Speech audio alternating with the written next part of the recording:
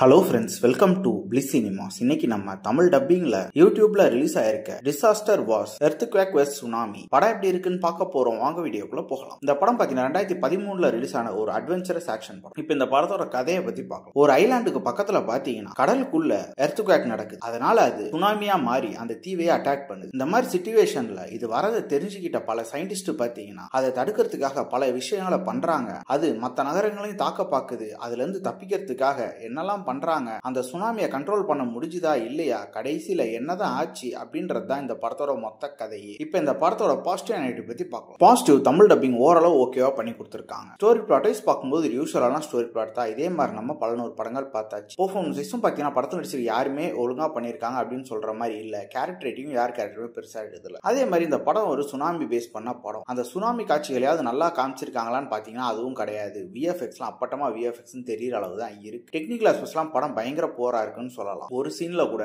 ஒரு நல்ல கிராபிக்ஸ் பண்ணிருக்காங்க அப்படின்னு சொல்ல முடியல. அதே மாதிரி தான் சினிமோட்டோகிராஃபி, சவுண்ட் எஃபெக்ட்ஸ், பிஜிஎம் எல்லாமே பிலோ ஆவரேஜ் தான் இருக்கு. சரி, ஸ்கிரீன் பிளேயாவது இன்ட்ரெஸ்டிங்கா எதனா எழுதி எடுத்திருக்காங்கன்னு பாத்தீங்கன்னா அதுவும் கிடையாது. அவங்க இஷ்டத்துக்கு ஏன்னா அதன்னு ஒரு படத்தை எழுதி எடுத்து வச்சிருக்காங்க. ஓவராலா பாத்தீங்கன்னா இது ஒரு பிலோ ஆவரேஜான படம் தான். வேணும்னா ட்ரை பண்ணி பாருங்க. இன்னொரு வீடியோல சந்திக்கலாம்.